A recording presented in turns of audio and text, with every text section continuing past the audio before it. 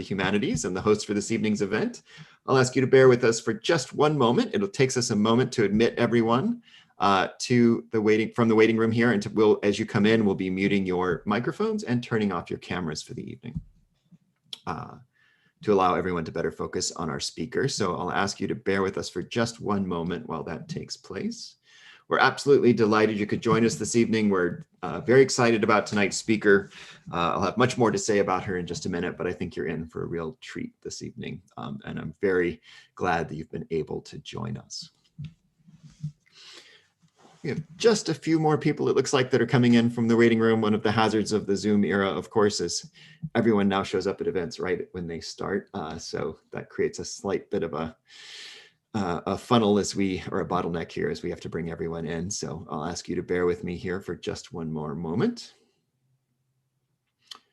Great. So for those who are just arriving, my name is Sean Latham. I'm the host for this evening's event at the Oklahoma Center for the Humanities. It's a pleasure to welcome you. As you come in, you'll find out that we are muting your cameras, or turning off your cameras and muting your microphones, just so we minimize disruptions during tonight's event. But we're going to urge you to participate actively in the chat, and I'll have just a bit more to say about that in a moment. We have just a couple more people that are filtering in. We're glad that you could join us virtually. We very much wish, of course, that we could be welcoming you to the campus of the University of Tulsa and to the beautiful lecture hall that we have in Tyrrell Hall, where we're normally able to host these events. And we're looking forward to restoring our in-person programming, hopefully in the fall. I hope some of you who are arriving tonight have received your vaccines, those who are eligible to do so, and that the rest of you are able to get access to them in an efficient and orderly way. It's certainly encouraging to think that we're reaching what I hope is the beginning of the end of this COVID era. All right, it's 7:04, so I think we'll go ahead and get going. There are still many more people that are filtering in from the waiting room. So while we bring them in, I'm going to say just a few words of introduction and tell you a bit about the Oklahoma Center for the Humanities. So my name is Sean Latham. I'm the Walter Professor of English here at the University of Tulsa and the director of the Oklahoma Center for the Humanities, who's the host for this evening's event. I want to say just a few words about the Oklahoma Center for the Humanities. And we're guided essentially by two interlocking and overlapping missions. The first of which is to serve as a think tank here on the campus of the University of Tulsa, where each year we bring together members of the faculty from many different departments and disciplines throughout the university, as well as members of the community and students. And we assemble a research group called our research seminars and bring together fellows to work on problems that we think can only be fully and richly addressed using the distinctive tools of the arts and humanities. And throughout this academic year, the 2020-2021 academic year, we've been exploring the interlocking topics of courage and rage.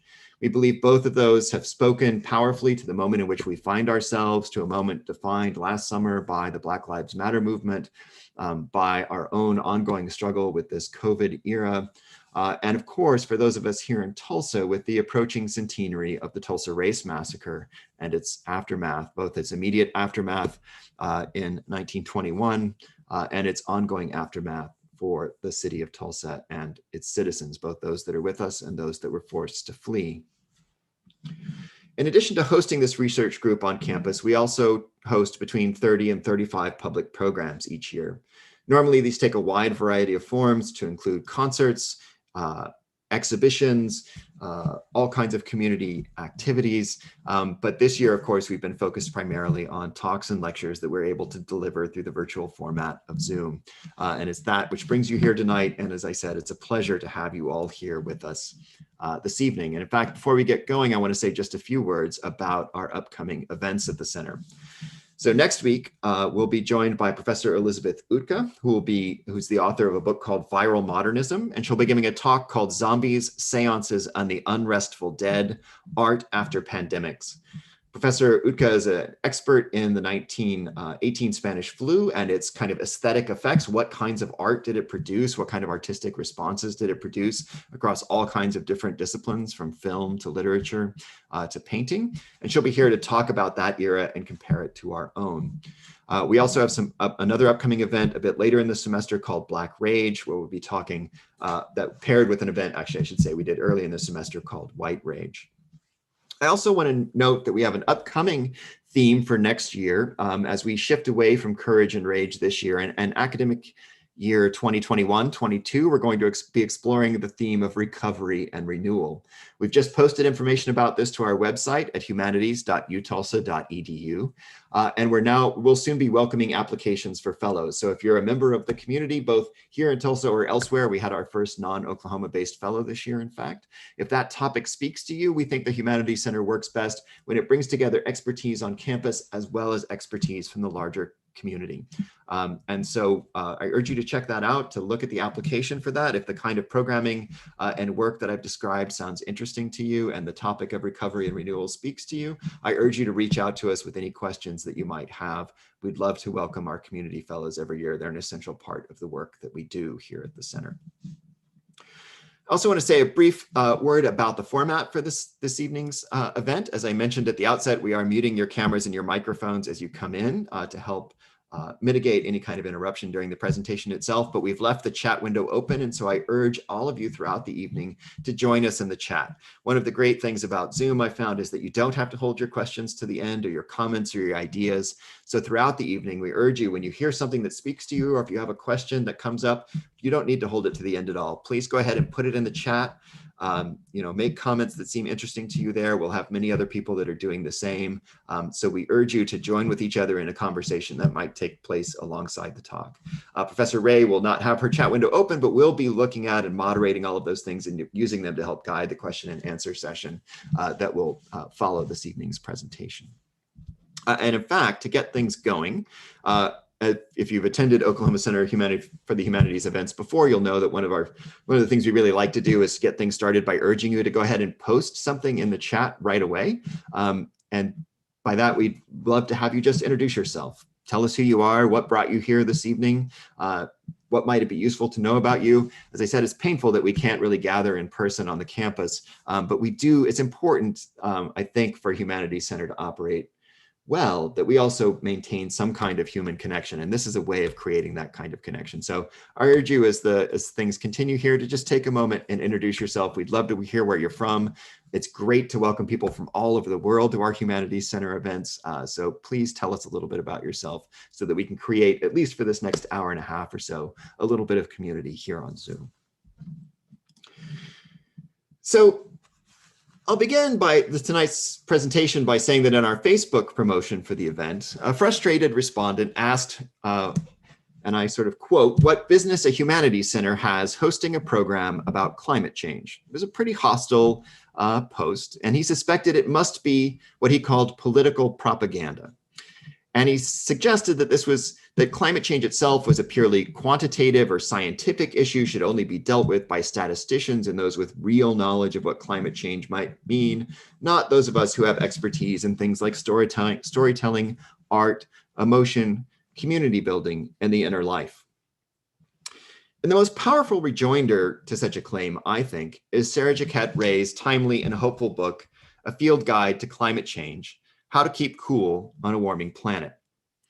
This project grew, she writes in the introduction, out of the fearfulness of her own students, about their own struggles to imagine a thriving, hopeful, and humane future in the face of global climate change. And her work reminds us that we can really only understand climate change as a human event. That is, as one defined by the stories that we're able to tell about it, about the ways we process information as humans, and about our fears, as well as our ability to affect change and build resilience in the face of what often seems like narratives of only doom and gloom. In the reading this book, I found something striking on nearly every page. And that's one reason why we'll be giving away copies of the book to the first 20 people who post a question or a comment in the chat this evening. So in addition to introducing yourself, if you have if a question or a comment comes to mind, we'd love to share copies of this book with you, and we feel this is a way to help inspire you to participate a bit. So those who make comments or ask questions, the first 20, we do have books available to give away to you. Dr. Ray is herself an associate professor in the Environmental Studies program at Humboldt State University in California, and is the author or editor of 5 books, including The Ecological Other, Environmental Exclusion in American Culture, and Latinx Environmentalisms, Place, Justice, and the Decolonial. She's a graduate, I learned today, of Swarthmore College, which happens to be my own alma mater. And there she focused on religion and women's studies. and went on to receive her PhD in Environmental Sciences Studies and Policy at the University of Oregon with a focus on English. And it's this focus on English, that is on the power of stories, that really drew us to her work and that I think makes her field guide so invaluable a resource. We have, I'm happy to say, a terrific turnout tonight, and I want to save as much time as I possibly can for the moderated conversation and Q&A that will follow her talk. So I hope you'll join with me with at least your virtual applause as we welcome Professor Ray to the Oklahoma Center for the Humanities. Professor Ray, welcome. It's a pleasure to have you here. Thank you for the introduction. And I have to say, I'm still a little bit thrown off by that comment about climate change at a humanities center. So I feel like I just want to get in there and talk about that. Forget all the things I had to say, but I will stay cool and stay on target. So my talk today, I'm going to start my timer here. Just give me a minute, because I hate when I go over, and I do kind of just riff and do my own thing. So I've got timer going so I can respect the boundaries here, and I really want to have conversation too, so that's the funnest part. Also, I noticed in the chat everybody's introductions, people are coming from kind of all over the place and doing all kinds of different things, and that's just makes me excited about how some of these ideas can speak to different people in so many different parts of their lives and things that they're doing. So I'm really hoping that y'all will speak up at the end so I can figure out how to tailor some of these ideas specifically for your set of concerns. I also want to just do a quick land acknowledgement from where I'm coming from. I'm standing in Wiyot territory, which is known as Gudini in the Wiyot language, which means over or among the redwoods. And I say in land acknowledgement in full appreciation that that's never quite enough. And so what that commits me to doing, and I hope that's something that comes out in my comments today, and it also comes out in my work, my research, my book, but also my teaching, my service, and other ways that I show up in the world. And that is that I really am concerned about how the climate movement deals with issues of decolonization, racism, social justice. And so that's really how I come to climate studies in the first place. And I want to continue to do that work. And I hope that is clear here in the things we talk about today. So I'm gonna start with just a little introduction about how I came to write a book called A Field Guide to Climate Anxiety, and why it is that I even think that this is all of a sudden become a thing for me. It was really a moment, my background had been in environmental justice, and I felt that my purpose in coming to the classroom to students was to really disabuse them of the notion that environmental problems and environmental solutions were sort of technological or scientific. If you're hungry, go eat that. Oh, hello. Hi, Jeannie. Oh, hi. Are you saying hi? Sorry. Sorry. Hi, Jeannie from Chico. Anyway, so I came to thinking about climate change from a pretty suspicious perspective, actually. I thought of climate change as a form of urgency rhetoric that was very similar to neo-Malthusian environmental rhetoric that had often been deployed, and this is what I studied for my first book, in the name of actually exerting more social control and taking and consolidating power. And so that's maybe not what you expected to hear from someone who wrote a book about climate anxiety. So my conversion story really comes from my students, and this is what I talk about in my book. That in addition to feeling suspicious about kind of a totalizing narrative of climate change around questions of social justice, I also personally, existentially, probably had some denial issues myself. And I probably still do. I know I still do. And so when my students kept co-opting the class to do their own existential work on how despairing they were and how apathetic they were, they would really, as you probably all know, young people facing this stuff, it's a real rite of passage, and that's the name of my topic, is this coming of age at the end of the world, because young people, if you are a young person, you probably know them, are freaking out. And so when they really called me to figure out what kind of role I might have as an educator in their lives, I really had to think about it, and that's the outcome of this book. So I was also finding out from my students that in addition to things like mental health problems and food security issues and all kinds of intergenerational and sexualized violence trauma and all these kinds of things that were increasingly becoming clear, that I couldn't just avoid them in the class. I couldn't just ask them to leave their hearts and their souls at the door when they walked in the class and just work on the content that we were teaching. that this stuff was all central to the learning experience, and that climate was actually intersecting with all of those things in really powerful ways that I didn't have the tools to deal with. And then the 2016 presidential election happened, and it took us to a whole new level. And that was when I really realized that there were long-term emotional resilience skills that I needed and that they needed to realize that no matter what political things happen on the national scale or what we're hearing about in dominant news media, that we still have to find ways to get up in the morning and engage in work that makes us feel like we're doing something positive for the world, because that's what I feel like I want to do. And I know that that's all my students want to do. And so the despair and the apathy that came after that, we needed to do something with it. And I realized I really need to study psychology, which I hadn't studied before. So that was where I turned to. I'm going to share my slides with you for now, just for a little bit for this next part of the talk, and then come back to not sharing slides, because I'm aware that slides are not pleasant to have all the time. And unless someone yells at me, I'm going to assume that that's working. Okay, yeah, all right. So I first want to talk about this idea of coming of age at the end of the world, and it's a little bit of a provocation. Of course, I don't actually think that this is necessarily what's happening, but this speaks to a truth and that many young people are feeling. And that's sort of the starting point for where the work I feel like we all need to do is. So just a little bit of a introduction to this generation, the demographics of Generation Z, which is folks that were born after 1996, I believe.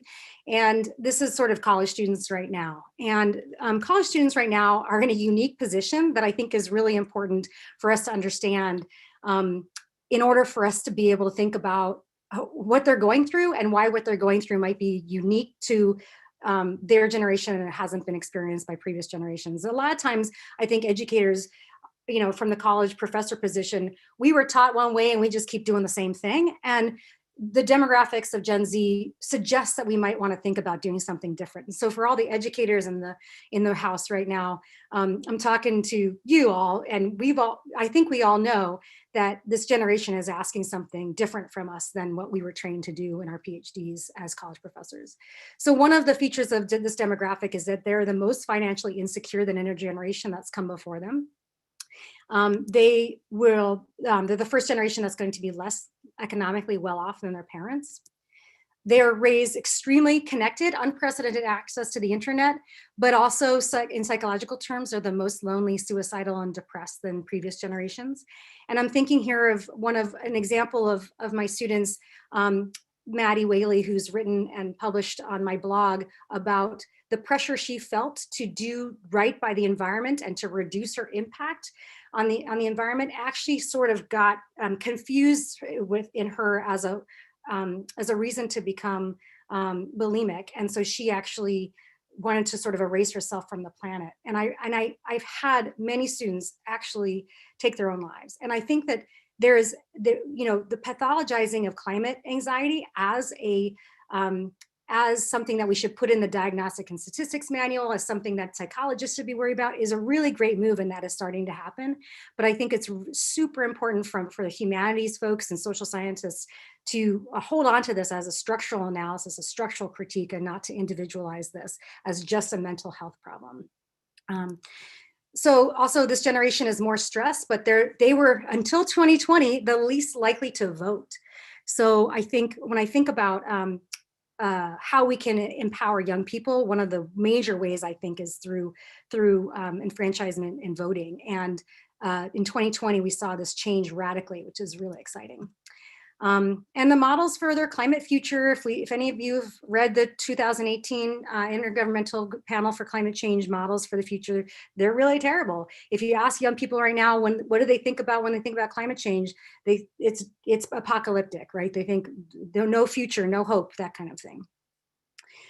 I'm trying to get my next slide here, sorry. Sorry about this, what's happening? Okay, so this question of the title, what does it mean to come of age at the end of the world? In case this is not something that comes naturally to your thinking, I'm thinking about the messages that young people have been getting for probably 10 or 15 years of their lives that the environment is under stress, that humans have been bad to nature.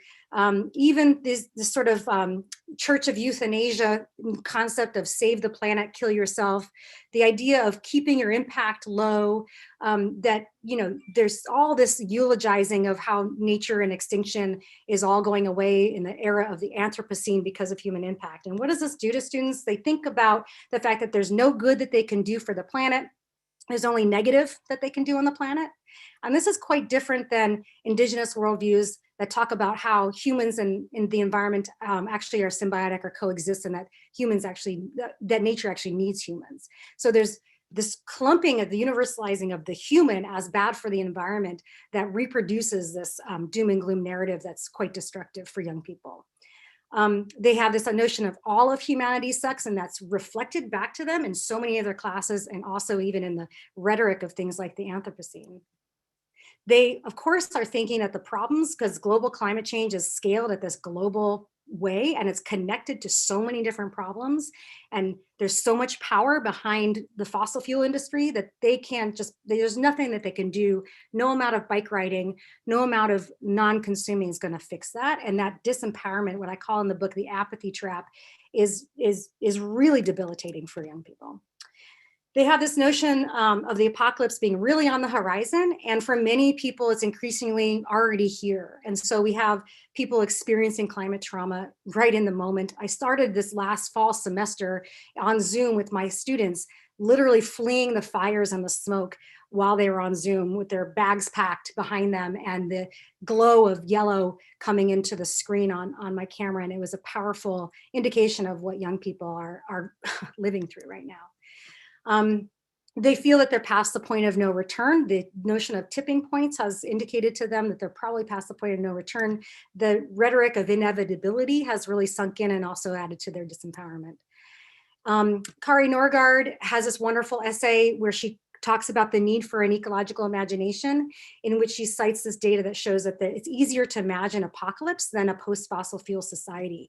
And so the inability for young people to imagine the transition out of the current system is part of the problem. And I think that's an important place for us to begin to start. One of the things that I spend a lot of time talking about is how can we get young people to imagine a future that they would desire, and then from that imagination, then all this other work needs to happen. And again, this is a humanities task, right? An arts and humanities task. Their life course will be radically different than previous generations, and that makes them think things like we shouldn't have children. Something like 71% of this generation since COVID has been thinking they don't want to have children. So climate change really started off the sort of birth striker movement, but young people are increasingly not thinking that the future is a worthwhile place to bring children into it. And so that's this last comment. And so finally, you know, there's a sense I get, I don't know about all of you, but I have certain students that walk into my class on day one who I can feel from their affect are already trying to erase themselves because they feel so guilty, so complicit, so despairing. And it's really concerning. I mean, I'm not trying to be flippant about it. I'm trying to make the case to you that this is how many young people feel. So this is just to lighten things up a bit, a Valentine from my students in one of my classes that just kind of illustrates how coming of age at the end of the realm might feel to students. And here we have, it's, you know, this is your brain on 295 is the number of my class. And I was joking one day that it's super hard. It's like having your brain on drugs, that commercial PSA when I was a kid, they put the eggs in the frying pan. And that's how it feels for students to be learning these things. But there's another side of the story. This generation is the most ethnically diverse generation in US history. This is the first generation, and we see it now reflected in the White House, that cares about climate change and social justice, and they're the first generation to link the two, and they're making the rest of the climate movement do that. It's really an exciting time. Transition on that front is happening very quickly, and I've been observing this over the years, and it's just exciting. The November 2020 report found out that politically engaged youth has unprecedented. 83% of youth believe that young people have the power to change the country. This is huge indication of empowerment. Something has really shifted really in the last couple of years. And it was up 10% since 2016. And then youth have not just participated in, but they've in most cases actually led many of the protests for the movement for Black Lives and climate justice since 2019, and also many of the anti-pipeline movements too. So there's something else happening with this generation that really needs to be lifted up. It's really easy to give the doom and gloom story about coming of age at the end of the world, but this is really where we need to focus on what we want to grow, right? So my question, these are some of my students at the People's Climate March, and I sort of raise it because I want to get to my sort of towards my ends of my slides with all those smiles, right? So the question is, what would it take to imagine thriving in a climate change world? And I draw this question from Adrienne Marie Brown's book, Emergent Strategy. When she posed that question in that book, it blew my mind. And I have ever since I read that, been thinking to myself, that is the question, that's the imagination key. Because if 85% of the media tells us that the things are bad, and media has already a built-in negativity bias, and we also psychologically have a negativity bias, which is what social psychologists and media scholars have shown, then it's really easy to imagine that we are coming of age, this is the end of the world. But quite the contrary, we need to, one of the things I'm arguing in my book, I spend a lot of time on this, is to cultivate a really strong sense of a different story to live in, and to consume different kinds of stories actively, because that is actually not the full truth. And what else is true? What else is true is that no matter how awful this is, and no matter how despairing this is, what then? Do we just give up? Do we just give up on young people? Do young people just give up? And so the answer is obviously no. So then we have to build from there. And the first question to build from there is, what would it take to imagine thriving, not just fearing the future? So this is one of those examples of action alleviates anxiety, right? The collectivity of being down there, the knowing that you're not the only one feeling this way, the knowing that you're part of a movement, the working together to figure out strategies and to observe how other people are finding joy and employing strategies of misery resistance and having a celebratory experience and having their own micro utopias in activist situations is one of the things that I think the students really need to experience, not just coming to classes. So the book itself, the chapters of the book, which I won't go into the details of the chapters of the book, but I do want to just explain a little bit about the structure of the book. I wrote a bunch of chapters that are all each individual tools in this existential toolkit for the climate generation. One is about embracing life in the Anthropocene. The second is about getting schooled on the role of emotions in climate justice work. The third is about cultivating climate wisdom. The fourth is claim your calling and scale your action. And that is the most favored of the students who read the book. So if you want to just pick one chapter, maybe that one's the one. The next one is called Hack the Story. The next one is called Be Less Right and More in Relation. And this one's really about, this one I think is super important in thinking about the conversations and attempts at persuasion that we have around climate denial and getting people on board of climate change, and also the tensions that happen within the climate movement around questions of justice. So there's so many different kind of political boundaries around who believes in what and what kind of priorities we should have around about climate change. And I think coalition building needs to have a new priority more about being in relation to each other and in relation to the more than human world, and less of a priority of being more right. I think that's part of the problem that we're having in dominant public discourse. And next is a chapter on that really takes on the problem of guilt and even challenges the notion of hope. And brings in the role of humor and laughing and what that does for engaging climate action. And in this section, I have a subsection called Less Stick, More Carrot. And I really do believe that the environmental movement has made this terrible mistake of having a lot of stick and not a lot of carrot. And the environmental movement's all about guilt and sin and reduction of impact and reckoning around your complicity in the problems. And I think the movement really ought to rethink what would it take to be a movement of abundance and desire and pleasure and indulgence even.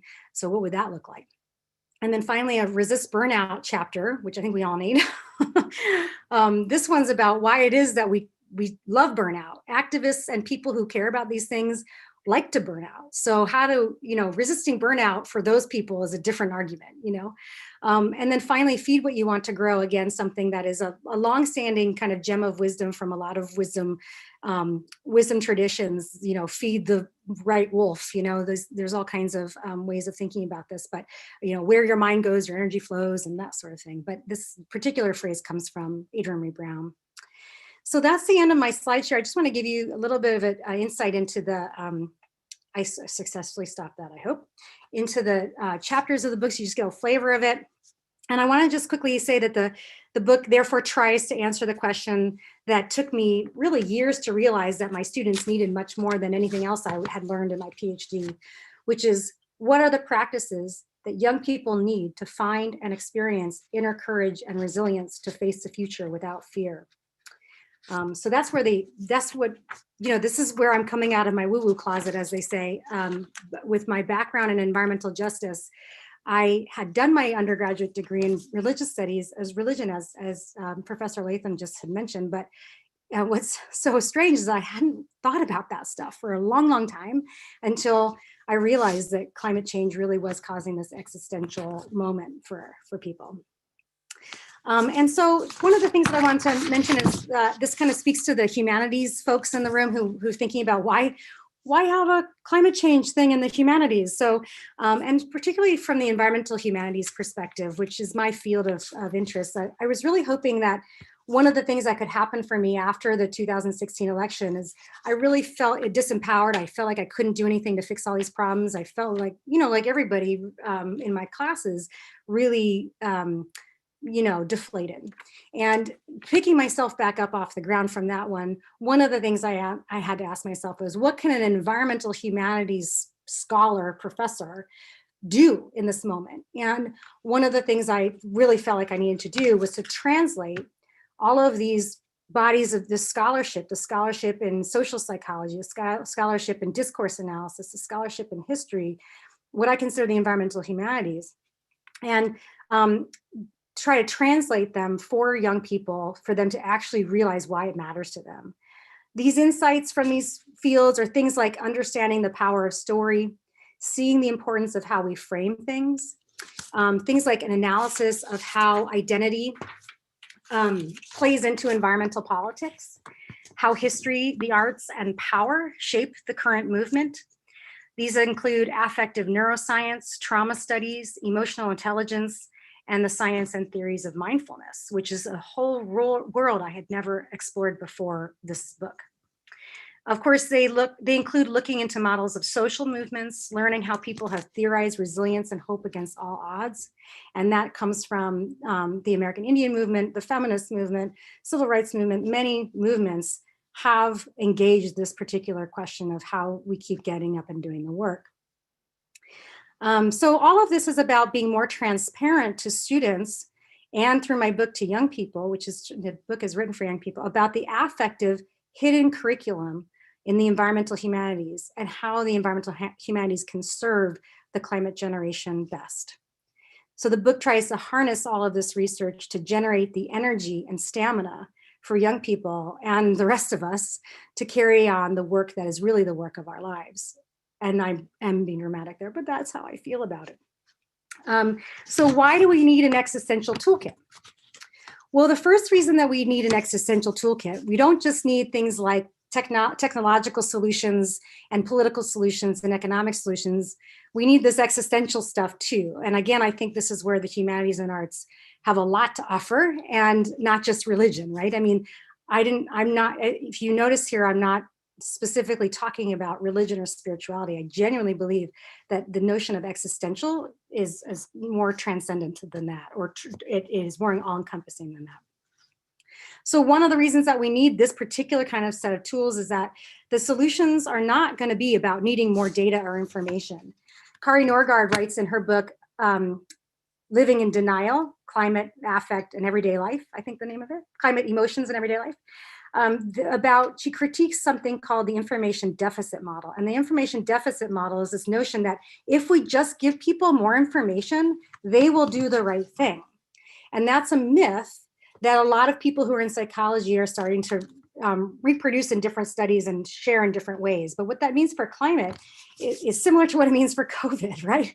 That just more science and more right people speaking is not actually going to change people's minds or change behavior. And that has caused the people who are in the field of climate communication to think really, really differently about what people are going to be doing about how to get people to care about climate change. And I'm drawing here a lot on the work of the Yale Center for Climate Change Communication, Anthony Elizerowicz's work, and the folks at George Mason. And I would recommend you check out all of their climate change in the American mind research. This super fascinating. In the most recent update, I think it was 2019, that research showed that something like 65 to 70% of Americans are either concerned or alarmed about climate change, and only 7% now are in denial. And these are all numbers that are moving in that direction. And that's pretty amazing. We're not in the same historical moment. Among young people, even across political parties, that number is much higher. Young people overwhelmingly care about climate change, no matter what their political party. So what's needed instead of more data and information? Actually, more of a focus on feelings, because it turns out that feelings and emotion dictate our decision making. And just an example of this is that if we think about the fact that the fires in California had a lot of people who do not believe in climate change, didn't change their mind just because they experienced the fire. So there's this notion that if you experience climate change, you're going to believe more that climate change is happening. But it turns out that's actually not true. You also need to have a trusted person, a messenger, a person in your life who you trust, like a person on the news or a person in your neighborhood or somebody that you care about, your pastor or whatever, tell you that fire you're experiencing is climate change. And we see another example of that happening when we have people who are on their deathbeds from COVID who actually do not believe they're dying of COVID. And this has happened also with AIDS and many different moments where people can be experiencing something physically and still not actually believe that they're experiencing it physically. So the psychology of what story you're living in and who you trust matters so much more in shaping our decision making than anything that has to do with reason, logic, or science. And so there's just a huge move towards thinking about climate change in this more affective, existential domain. Another example of why it is that we should be thinking more about feelings is that the aversion to negative feelings, and especially in US society, this sort of blind pursuit of happiness causes us to want to distract ourselves more, oftentimes in forms that are actually more environmentally destructive. So the distraction impulse of getting away from the grief and anxiety that we feel around climate change or anything that's around us, right, dives us into forms of distraction that are often anti-environmental.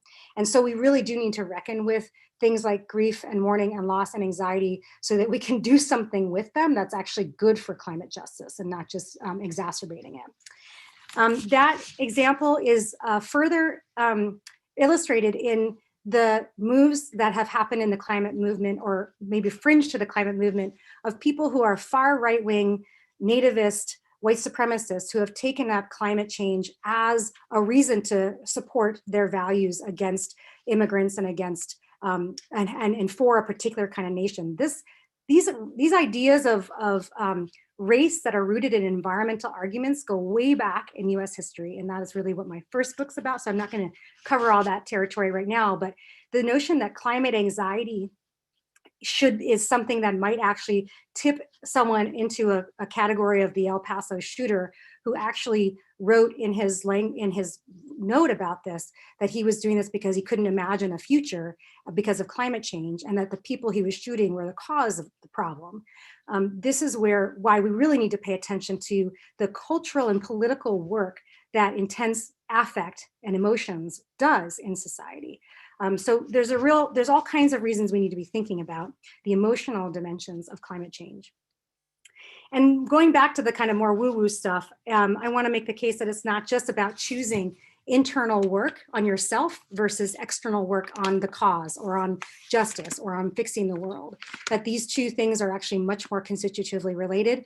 And this is something that studies in mindfulness and activism have demonstrated. And I won't cover all that research now, but happy to talk about that in Q&A. So in other words, once we've freaked out and really gotten to know those feelings around climate change, the planet actually needs us to keep our cool, right? That's the title of the book.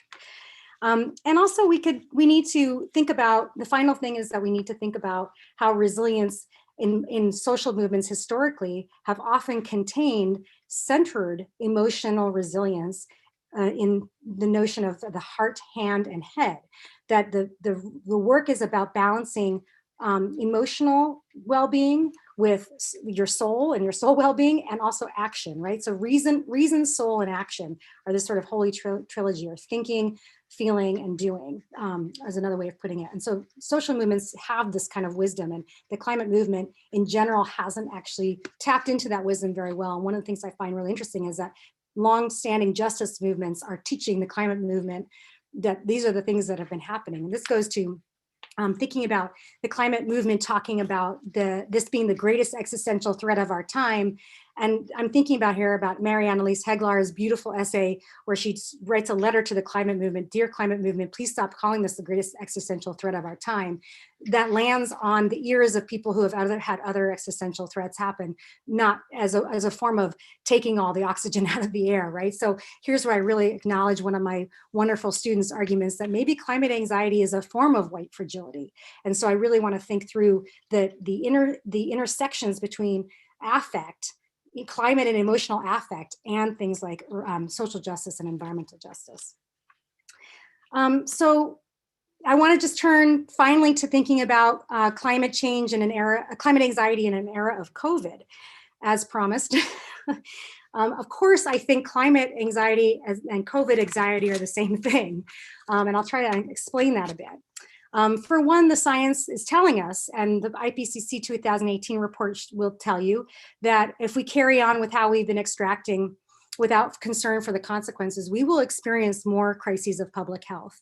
Climate change and health justice are intimately connected, and this includes things like increasing of infectious diseases. So things like penetrating into deforestation, releasing more infectious diseases, and also the medical infrastructure of health that creates the crisis as a racial justice issue that has not been addressed, and that COVID has really revealed in stark relief, are things that are going to become central to, I think, the climate justice discussion.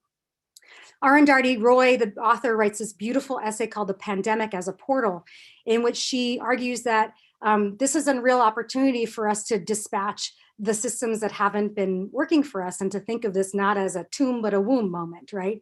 That we're birthing into a new era, and where we can redefine some of the structures.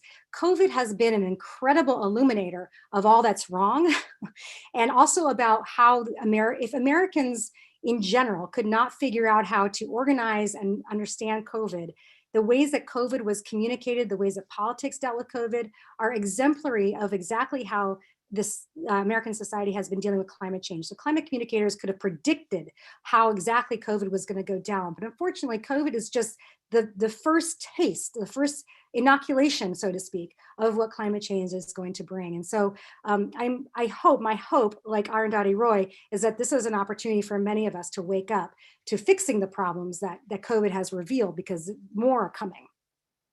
So the solutions to future COVIDs are the same solutions to climate change. And in particular, we know how important such resources are as community resilience, social capital, schools, social reproduction, connectivity, care networks, mutual aid, and so-called essential workers, who are, of course, the most invisible and underpaid and unprotected people that we apparently care a lot about all of a sudden, in theory, in symbolic. There are also multiple interlocking crises. It's not just COVID or climate that is part of this. This is various forms of disruption of the status quo, the movements for racial justice from the last year and beyond, fractures in American society, this threat to democracy, January 6th. It feels like a lot, and Anthony Giddens calls this ontological insecurity. Glenn Albrecht calls this global dread. And I think this is the moment many people are living in, especially, and young people have not been taught what to do with this other than to scroll some more. And they're the ones who are raising the flag about it, right? Like, we need some help here. So just to wrap up, I think I'm on time. Is my phone telling me what time it is? I wanted to just end with like a checklist of how how do we know that we're resourced to do this work, right? Here's a checklist for thinking about the ability for us to do good things for climate justice for the long haul. Are we personally resourced? If we are personally resourced and energetic and our cups are full, good luck with that, right? That's the aim, that's the aspiration. We can weigh the pros and cons rationally. We don't operate from outside of our window of tolerance. We're not operating from our amygdalas being overreactive. We have our parasympathetic nervous system. This is all the neuropsychology that tells us we can act in a rational way, right? Are we living in a story of resilience and hope and progress, or are we living in a story of decline, unraveling, and apocalypse? It turns out that the story we're living in determines very much our actions and our behaviors and our feelings. And if we live in a story of apocalypse, we're much less likely to do something. The availability heuristic is something that media scholars talk about and psychologists talk about, that whatever the most recent, most imaginable scenario you can think of because of popular culture or whatever is the thing you're most likely to think is going to happen. And similarly, we have an optimism bias that doesn't allow us to actually see what's around the corner. We think what's happening now is going to be what's happening into the future. So we're unable to really grapple with the reality of climate change.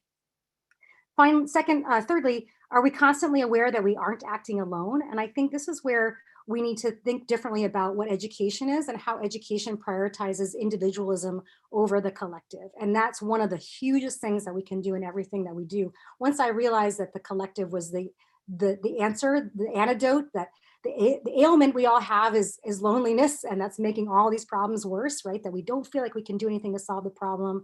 We're all alone in this. Then that changes what we do in our work. Again, be less right and more in relation. Are we visioning what we want? Are we actually spending time visualizing the future and thinking and designing backwards about how to get there? Do we have control over some of the conditions of our lives?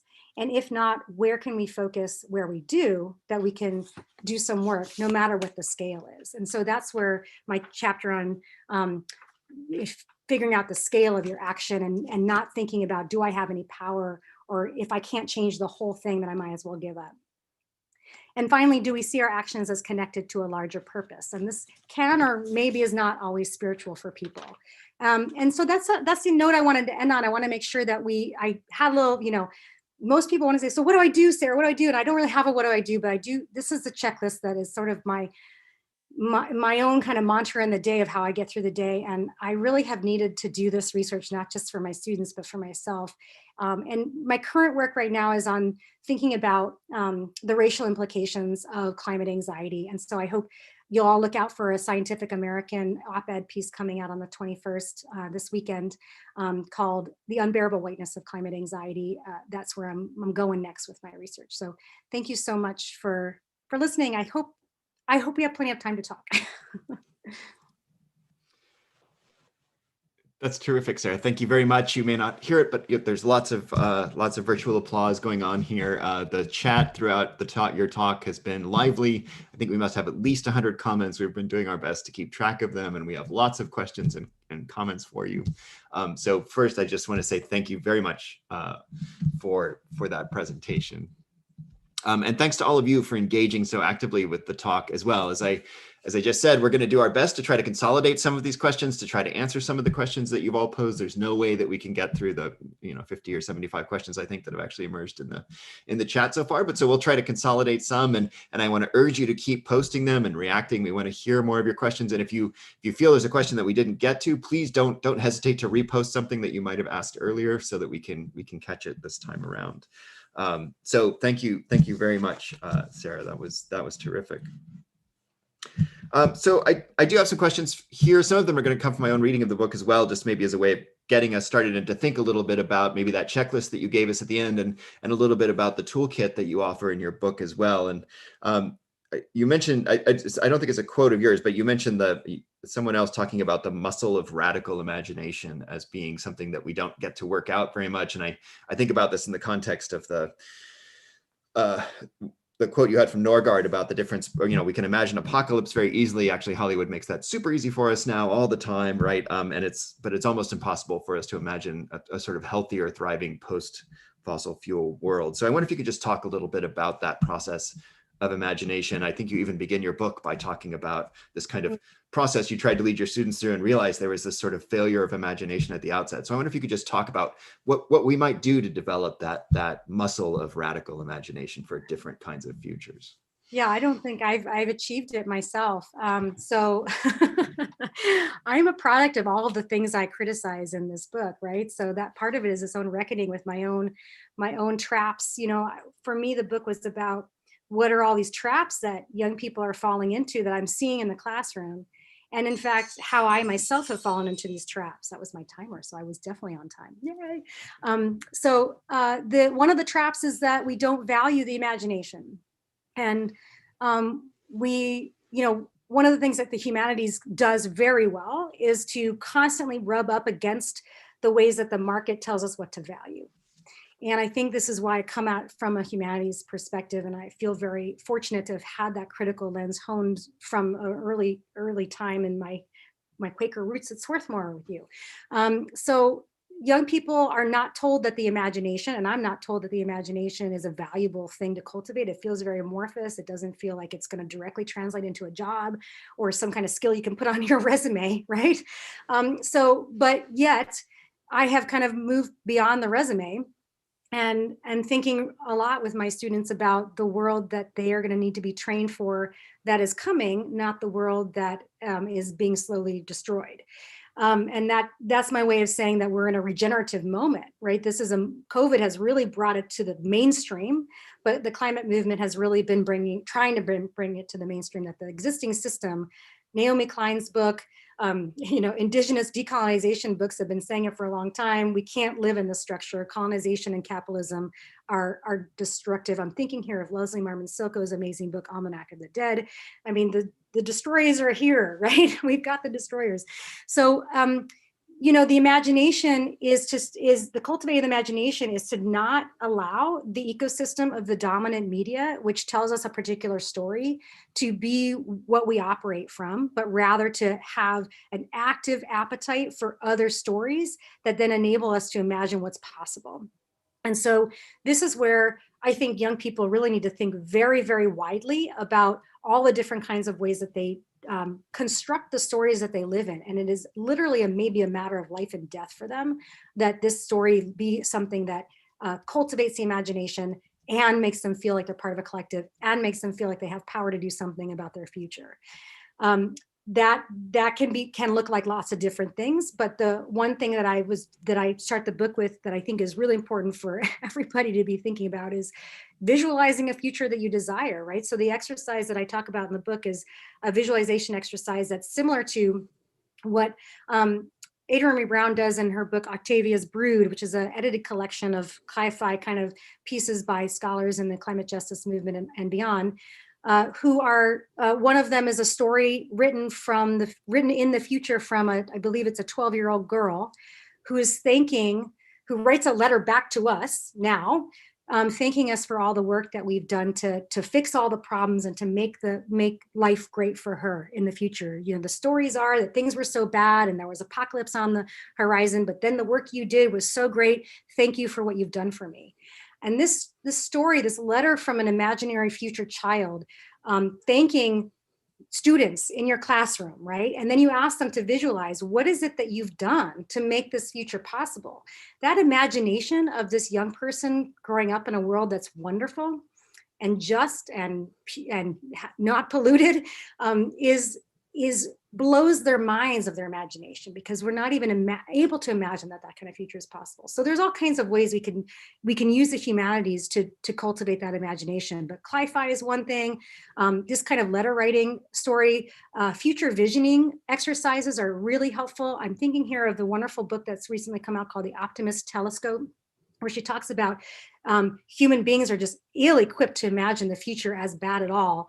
And so while we have this is a tension, I realize, but that there's a lot of work that we need to do to counterbalance the natural instincts that we have towards denying some of the aspects of what's bad about the future, and also backward designing from where we want to get to.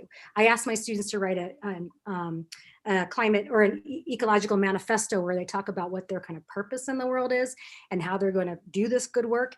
And that kind of thing also asks people to do the imagination. It turns out that if we're forced, even by virtual reality, there's all this science about virtual reality, making people do things like imagining their future much more intensely, affectively, viscerally, and it makes them do things like save more for the future or make plans more for the future. And so there's all kinds of strategies that people can do to actually make people get out of their present myopia. So those are just some ideas. Yeah, that's terrific. I mean, it goes to something you said, because I appreciated that the initial part of that comment saying, part of this is work that you're doing on yourself. You're speaking, you're trying to speak to a different generation. And I hear you in using that phrase, you used it a couple of times. What was it? The woo-woo stuff, right?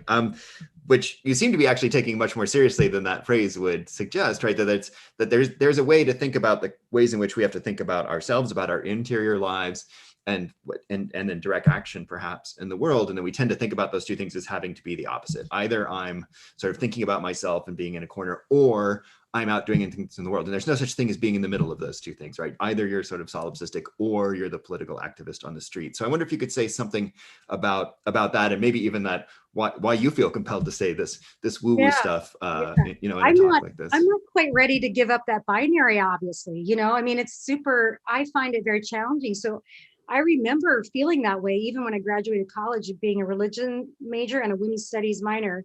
I decided to give up on the religion because that felt too solipsistic and do something more activist. And so I ended up working in South Central Los Angeles on reproductive justice stuff.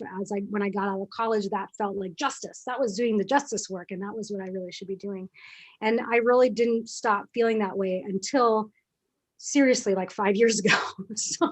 So I'm new to this moment, and my own, quite frankly, my own coming to terms with climate despair, and there's a longer term awareness of justice despair there too, but climate justice was really becoming front and center. And I realized that for my own self, I really needed to dive into those things. And the research on it is compelling, but also the practice of doing it is compelling. And it is super clear to me now, it's taken climate wisdom for me to get there, that these two things are really interconnected, that we simply cannot continue to do this long-term work without being resourced to do it. And in fact, the oppressor has won, right? I'm thinking here of a beautiful book called Onward about resilience and educators. And she has this beautiful quote in there about how the whole point of the resistance is to protect your life and your thriving. So if you aren't protecting your life and your thriving, then you've already lost the cause, right? You're not trying to do this work for some future utopia when you can thrive. You have to do that thriving now. And this comes from a long tradition of Black feminist thought as well. I'm thinking here of the misery resistance movement or the NAP ministry movement. There's of course Audre Lorde's beautiful statement that self-care is not an indulgence, it's an act of political resistance. So there's just a lot of people in my own personal pursuit of sort of Buddhist thought. There's just wonderful mentors out there who explain these interconnections. And there's also the tendency to do what they call spiritual bypass, where people just say, I'm checking out, I'm turning inward. And that is not what I'm talking about at all. I'm talking about the protection of your resourcefulness for the purpose of long-term work. And they are mutually, there's a mutual, they fuel each other. And that's the real key. That's great. Yes, here, Brandy Greenfeather says praxis man as one of her comments. That seems to speak in some ways exactly to what you're talking about. And I'm really in a moment of both and right now. So let me ask, this is a question from Holly, who writes, I work at a mental health company. So what would you suggest is one thing therapists can do to better engage with eco-anxiety structurally without pathologizing individuals? This maybe goes to what you were saying about like, oh, it's just my problem somehow. Yeah. I think, I'm thinking here about not just mental health, but also in medical health, that it's very, very difficult so it's been very difficult for environmental justice to get much traction in thinking about toxins and toxins effects on the body, and to have structural, medical health practitioners can only treat the bodies that are sick, right? They can't do very much to actually fix the structures that are actually disproportionately causing sickness in particular communities and places, right? So, but there is, the same thing goes for mental health. And I think that the arguments that have been put forward to try to tie mental health or medical health with these structures that actually create the sickness to begin with is where that work needs to be done. And I think people who do psychology, especially around climate psychology, the Climate Psychology Alliance is a really great resource for this. And there's a lot of research out there on this. Almost everybody is in agreement that this is a structural, the climate anxiety, as well as many forms of mental health problems, right? This is not just climate anxiety, are caused in structures that make us feel alienated from what's happening, right? If the things that make people human and thriving and well-being are taken away from us, we are not going to be well adjusted, right? So Britt Ray writes this great point that if you are feeling severe climate anxiety, it's merely a sign that you are attached to the world, right? So there's a sense of constantly keeping that structural analysis of the fact that there are things out there that are causing these problems, and that the solutions are not just into readjusting yourself to a messed up world. And I think that goes for all kinds of forms of alienation, oppression, trauma, all kinds of things. That's certainly not just around climate. So I think that psychologists are I don't know, this is where I say, I don't have knowledge beyond this, but I would think that that's something that psychologists are thinking about. They're not just treating individuals, they're also thinking about structural leverages, right? I think. I mean, I don't know. Maybe they're not. Maybe that's what our job is in the humanities. Yeah, well, let me ask you that, because one of the phrases that certainly emerged in the last 4 years, and specifically, I would say specifically in relationship to Gen Z, is this notion of the snowflake, right? That which touches, I think, powerfully on some of the things you were just saying. So I wonder if you might say something about how you respond to that kind of rhetoric. Oh, you just need to be tougher, like we were, right? You all this emotion and all this worry about self-care is just makes you a snowflake. Yeah, and that taps into that big thing that happened in around 2015, where that book was written about the coddling of the American mind, and the snowflake thing sort of even began before climate, and it really emerged out of the 2016 election, the response from college students crying around the election and that sort of thing. And I think that there is a defensive response I can give, but I also just want to step back a minute and say, this is super. There's so much going on here. The cultural work of emotion that's being used here and weaponized to shame people is gendered, it's raced, it's classed. It's about anti-elitism. It's about emasculating people who think too much or feel too much. There's toxic masculinity going on. There's so many interesting things that are happening in that kind of a statement, that I just want to sort of step back and think about it, right? Reflect on what is that work that's doing. And it's not too, it's not crazy of a stretch to say that the feeling stuff is often gendered female. And when a man shows that they're feeling deeply about this stuff, it tends to be not looked, it's looked down upon in dominant Western culture. So, and I'm thinking also of students who are from different cultural backgrounds who tell me, the feelings of anxiety and guilt that I have about the environment are not accepted. Like the intensity of my anxiety about the environment is just not okay in my culture. And I'm talking about female and male students who have told me that. And I think to myself that it doesn't necessarily help those students to tell them to just go tell their parents and their families that they're turning into warriors for the future. I mean, that, I think here of Jen Atkinson's beautiful essay about, her class on climate depression, and she ended up getting a lot of trolls that attacked her for coddling all these snowflakes. And I've actually been trolled for that too. So it's a common argument that I've heard. And her argument about that, she published a piece in the High Country News about this, an op-ed in, I believe, 2017 or 18, that basically said they're not snowflakes, they're in boot camp for the future. And so there's the defense to that is, if you actually study emotion and you study grief and you study anxiety, you know the research around this stuff, the basics around psychology tell you that you actually need to grapple with those emotions and you have to dive into them. And so she talks about people who are experiencing those emotions are actually extremely courageous. And so it's just it's a reframing of what intense feelings means culturally in the society. And again, as Lydia just wrote here, it is no measure of health to be adjusted to a profoundly sick society, right? So there's this notion of these are the people who are already awoken. They're awoken and they're courageous to feel it. And the rest of us who aren't feeling that are just luxuriating in some level of denial. And they're the ones, therefore, who are going to be able to fix this stuff. So it's just a reframing of that. And if people want to call that snowflakes, we have a lot of work to do around mainstreaming emotions in American culture and also gendering them. Yeah. So. Well, this might let us pivot to an interesting conversation that unfolded in the chat, actually, around some of the religious language that's been used to frame some of the environmental movement and some of what you talked about, your own background in religion here, and sort of feelings of guilt in particular, and like how a lot of faith traditions actually depend, especially in the West, depend on notions of guilt.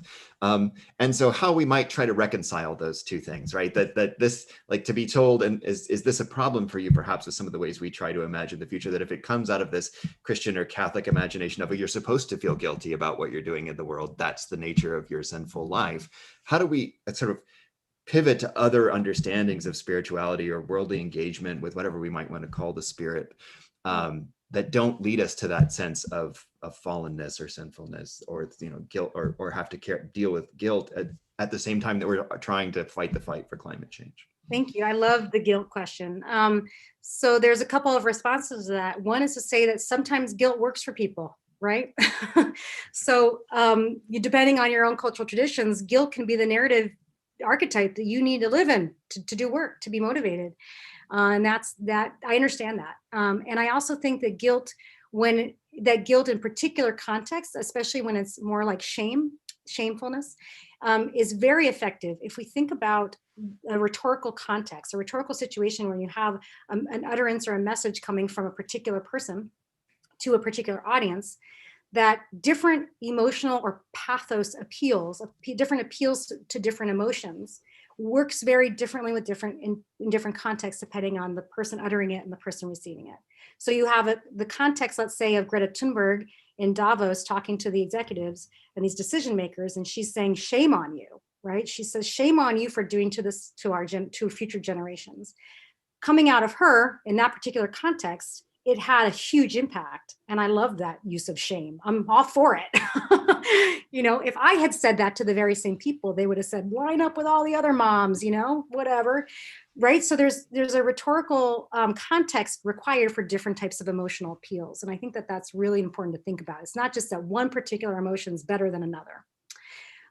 However, guilt, and people who do racial justice work have seen this with white guilt, right? That guilt often can lead to very conservative things. And people who study guilt, psychologists who study guilt, have concluded that people who feel guilt tend to do whatever action is necessary to stop feeling the guilt. And that doesn't necessarily mean solving the problem that caused them to feel guilty in the first place. So that's a negative feeling that people just don't want to feel. And so they'll just get out of it, right? They don't want to feel that. And so it can often lead to not actually solving the problem. And so this kind of guilt that doesn't actually result in action doesn't work, right? We don't need that feeling.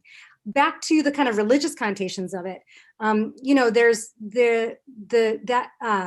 I see in my students that guilt is debilitating, and often causes this example, like I just said. And so when I look at the longer history of the environmental movement, using guilt, it's been extremely effective. Guilt has gotten the environmental movement as far as it's gotten. It's been extremely effective at that, but it hasn't been effective at a more diverse audience, partly because guilt resonates across, differently in different positionalities or in different cultures. So guilt means different things, right? And it mobilizes energy in different ways depending on your relationship to power, right?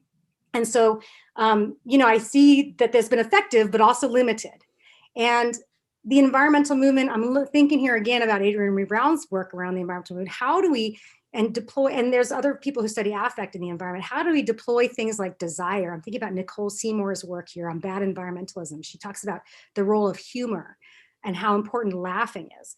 And talking about the militant, there's a wonderful book called Joyful Militancy. And there's folks talking about the fierce protection of joy.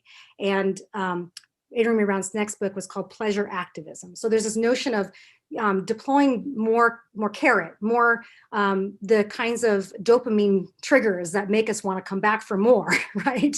More of the carrot, less of the stick. And that doesn't mean that dopamine is an answer to our environmental problems. On the contrary, right? When we get the dopamine hit when we swipe on our screens, that's not what I'm talking about. And of course, I'm informed here deeply by my thinking about desire and Buddhism, and desire is complicated in Buddhism, right?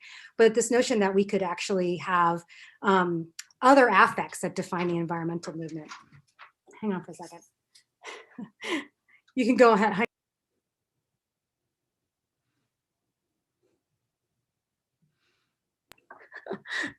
Said someone wanted to take out the trash. It was very sweet. Sorry.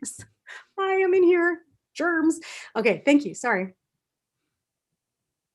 Yeah, I'm done with that answer. Great. That's okay, it. yeah, great. Guilt. Yeah. Guilt, yeah. Well, it's both and. Guilt is both and. It can be effective. It also has this other possible.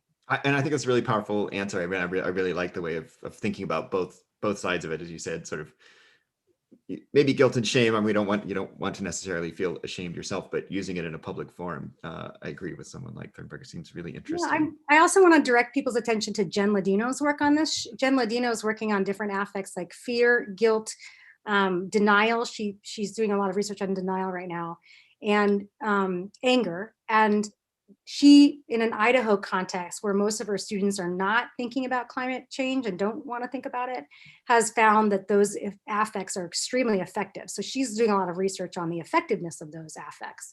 So I think that there's a lot of really interesting stuff out there beyond just saying one is good and the other is bad, bad. So. Well, let me pivot here to another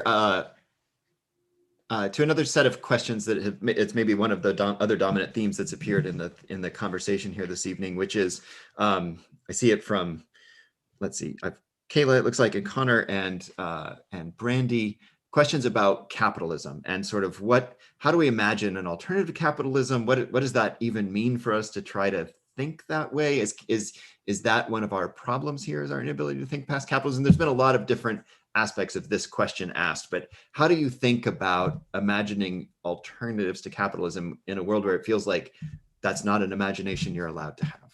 Yeah,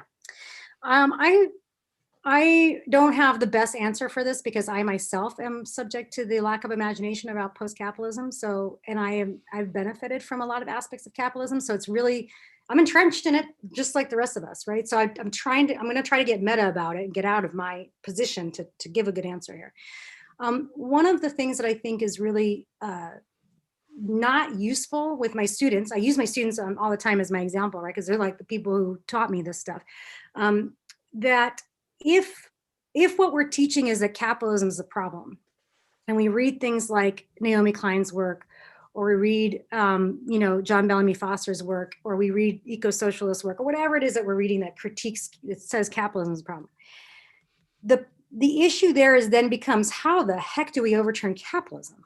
That doesn't seem remotely going to happen in my lifetime. And then the result, the affective result, is apathy. So I don't really go there, right? I sort of, can we take this in bites? Can we take this in steps? And so what we do instead is we think about, what is the world we desire? What is it? What are the relationships? What's happening in that?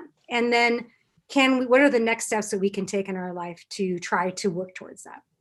And so I am very fortunate to live in a community that has an extremely robust just transition node called Cooperation Humboldt. And Cooperation Humboldt and the just transition movement is extremely good about this, right? I think that they filled that gap. And I would direct you to the just transition movement. They're the ones building that imagination and building that stuff. So Cooperation Humboldt and the Just Transition Network are really interested in things like decolonization and how do you actually do that. They're really interested in racial justice and finding ways to actually create the structures, social structures in the community. They're doing things like mutual aid. When pandemic hit, they had all kinds of structures in place and they just launched them. They were like, this is our moment. The state is failing us. Let's go, They're doing public banking. They're doing eco-villages. They're doing alternative kinship. They're doing all alternative forms of care.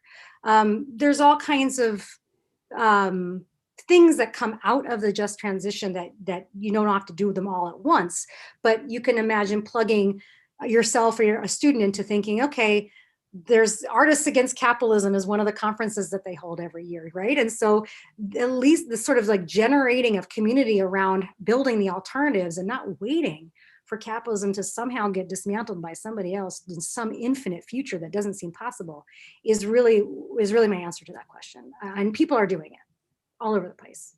Regenerative economies, people aren't just doing it in their own back to the land permaculture backyard. They're doing it in a collective way. And you can plug into that. Well, let me pivot here to another set of questions that has to do with perhaps with time. I'm going to try to combine a couple of things here. So a couple of people have actually mentioned the Ministry for the Future, the science fiction novel by Kim Stanley Robinson, which is a book that sort of spans across multiple generations and does sort of try to imagine its way to the future. And I think does what you described earlier, like it then starts thinking backward. And that's the novel, is this process of thinking toward a desirable end. And to maybe pair that and maybe have you talk a little bit about what you called Cli-Fi and maybe explain what Cli-Fi actually is for those who don't know. And maybe pair that with a comment by Lydia Cheswala here, who talks about the 7 generations viewpoint in indigenous cultures and the idea of deep time, the conceptualization, as she writes, that you need to orient yourself in time in relationship to all of humanity, to what you received from those who came before you and what you will pass on to those who come after you. So I wonder how, when it seems like we're in a moment of emergency, how we actually do that work of thinking about deep time stretching both backward and forward. Yeah, I think thank you for that question. I think, again, part of cultivating the radical imagination is to not fall into the trap of thinking only in the present, which of course is what Western capitalism only wants us to do.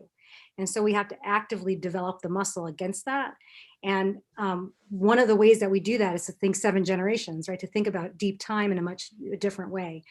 One of the things that I really like, that I talk about in the book a little bit, is the reasons for us to do this kind of work are different. And guilt can be a reason that we might do this kind of work. And so BP, creates the ecological footprint exercise so that human individual consumers can start thinking about their own consumer habits as the only way out of the environmental crisis of the climate, and gets them off the hook, right? Gets oil companies off the hook. So that kind of individualization of the problem also happens not just in terms of that kind of scale, economic scale, or thinking of ourselves as only consumers, but it also happens on a temporal scale too, that we are just individuals. We are on this planet for our lifetime, and that's the end of that, right? And we don't even, according to the Optimist telescope, we can't even really think about the future of our own lives. Most people don't have an imagination to even think about the end of their own lives, to make decisions and plans that plan for that. So how are we going to get them to stretch to more than their own lives, to think 7 generations? Well, that according to some cultures is how, that's what people do, right? And so there's a real sense here of, I'm thinking here of Robin Wall Kimmerer's beautiful book where she talks about the argument for doing good in the world, or treating the world as if it mattered, that it's not just disposable for our use. She talks about it in terms of practical reverence, which I think is a much more effective, again, a carrot rather than a stick of guilt, reason to do something good in the world, right? I'm not going to use that straw and throw it out, not because I think it's going to actually make a difference, but because I don't want to treat it, as Robin Wall Kimmerer says, like it's just fallen off Santa's sleigh, right? Like it's just like infinite cornucopia of stuff here for my consumption. It doesn't matter, right? So there is an existential, or if you want, a spiritual orientation to deep time that can guide the reasons for the actions that we do, that have to do with a responsibility, or what Kimmerer calls a reciprocity, with the natural world and the material world. And that, for me, is a much more compelling argument than guilt, right? Or than the myth of the consumer being the only way we can make an impact, right? That's a capitalist contained limited imagination. So I don't know if I totally answered that question, but I think part of the radical imagination is stretching ourselves to think, what is the reason for the actions that we take? What are we going to draw from? What are we going to resource our reasons from? And can they be sort of more about this kind of connection to the more than human world and beyond my lifetime? And I don't think by any stretch of the imagination, you have to have children to be committed to future generations. By no, that's not at all what I'm saying. So yeah, I love that. And Kim Stanley Robinson has recently done a wonderful interview that I just absolutely love. And in that interview, he says something like, instead of us asking, what hope is there in my action? And, how do I cope with my climate anxiety? How do I assuage my climate anxiety? He says we should be asking, who am I? And how am I connected to this? And that once people start to explore the different ways that they're connected to this problem, it creates affection, right? It creates a sense of care. And that which we care for and know and see, we're more likely to take care of. And there's that will go a long way to repairing so much of what Western capitalist tradition, notions want us to think about. The material world is completely disposable,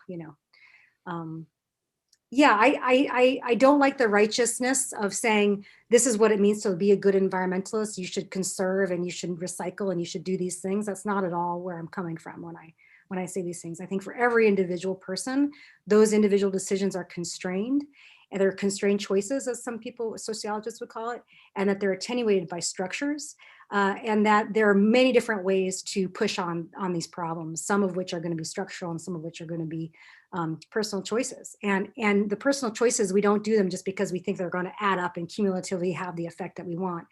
I think that's not a good enough reason to make personal choices. We need to look more to Kimmerer's kind of practical reverence to find reason to do those things, or else we'll just give up.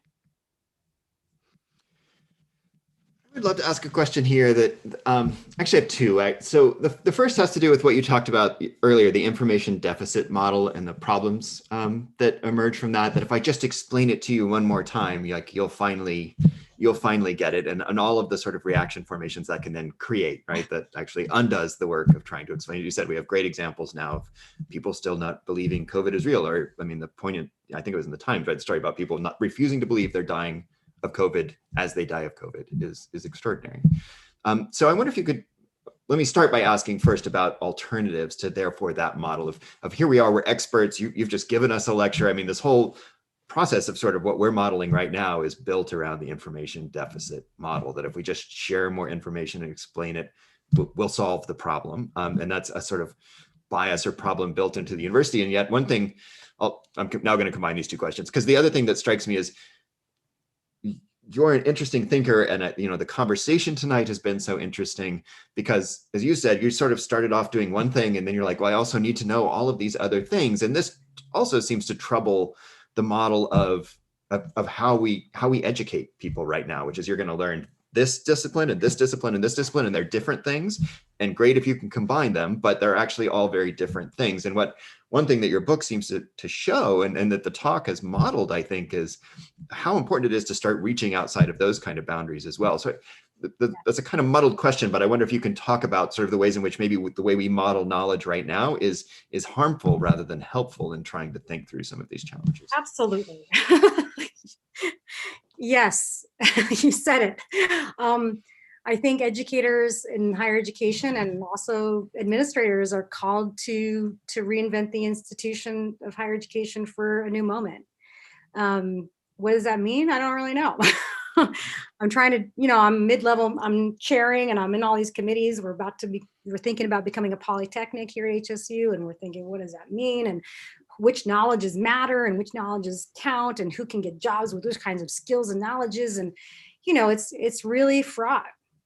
And, I really, it irks me to have the current economic system of capitalism be so powerful that it shapes all of what we do in higher institution. But the neoliberalization of higher education is well underway. So I'm not going to be naive about it. But, I still hold out this hope that there's some ground on which we can push back on that a little bit. And imagine that what we're doing is actually trying to produce the leaders of the future, not of the past. And if we're trying to produce leaders that are going to make this other future, what is the knowledge they need for that? What is the skills they need for that? And I do think that the model of my generation of environmental educators, and most educators, but environmental educators in particular, because there was a moment that the crucible that they were trained in was about getting people to care more, right? I mean, when I studied environmental literature from 2003 to 2009, the whole point, the subtext of everything we did was, does that book or does that poem or does that text make people care more or not? And which ones make people care more than others? And we should value those more than the others, right? And so there was a sense of, that being the whole purpose of the study, and that is just not the case anymore. It's just so I look back on that and think, what folly, what were we doing? But it's a sign of the times changing. And I think in the sciences, especially environmental educators thought if I just show them all this evidence of all these ecosystems dying and teach them how to measure human impact on this ecosystem, and we do ecological restoration over here, and we become more aware of how bad people have been to the environment, then maybe we can, we'll produce these leaders. And I think the interesting thing is that since I've published this book, many of the people who want to talk about this the most are the science folks. And if you know anything about the environmental humanities, they never have gotten the attention of scientists. So we're over here, we're doing environmental stuff too. The sciences aren't the only people who can talk about the environment. And now all of a sudden, when it comes to thinking about the fact that their students are just, not retaining, they're not persisting because the ecosystem story is so grim, and the training that those educators have got has been to do this one way all the time, get them to care more, doom and gloom, is backfiring, right? And so the people are really thinking about, I need new tools too, right? In the sciences and in any of these fields, we don't know what we're training these students, what kind of future we're training these students for. So I think there's a real moment of transformation that is upon us and that we're called to do, frankly, if I'm honest. I don't know what the outcome will be, but I think it's here. And it's a beautiful answer. I think and I think the situation you describe is not unfamiliar at all to a lot of us working in higher education at the moment. Yeah. Well, our time has run to a close, and I want to pause for a moment here before thanking Sarah one last time to note that there have been many, many comments in the chat that we weren't able to respond to. Many questions emerged that we weren't able to bring in this evening as well. There's a huge list of texts and films and workshops and other things that people have linked to in the chat. I urge you to take advantage of those. In fact, I'm extremely grateful to all of you who took the time to post those things here this evening. This, I think, more than any other event that we've hosted in this virtual times this last year, has created a real sense of community in the chat, that there are people doing things and trying to share information and activities with one another, books to read, films to see, workshops to join.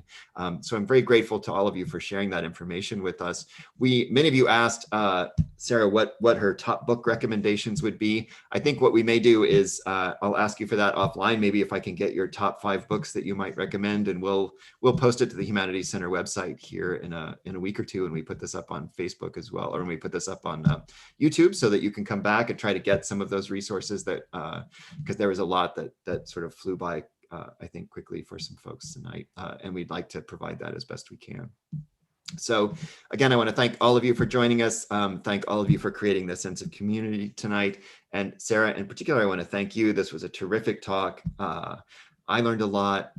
You obviously activated an incredible audience here this evening, and I'm grateful for that. So on behalf of the Oklahoma Center for the Humanities and everyone else who's here this evening, I want to thank you very much for taking the time this evening.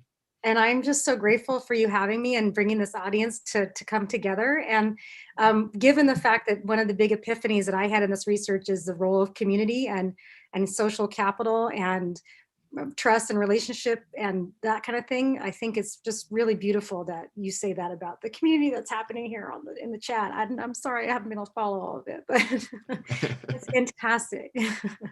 It is. It's great. So I hope you'll now join me for one last time, and I'll give live applause. I know, and I should stress, many of you may know, but you may not know how difficult it is to spend an hour and a half talking actually to just blank screens. Yeah. So if you'd like to turn your cameras on now and just wave goodbye and give a round of applause, we'd welcome that. It's good to yay. have you all here with Oh us. my You've been gosh, here with us, and we're very grateful. So that's so Sarah, thank you very cool. much.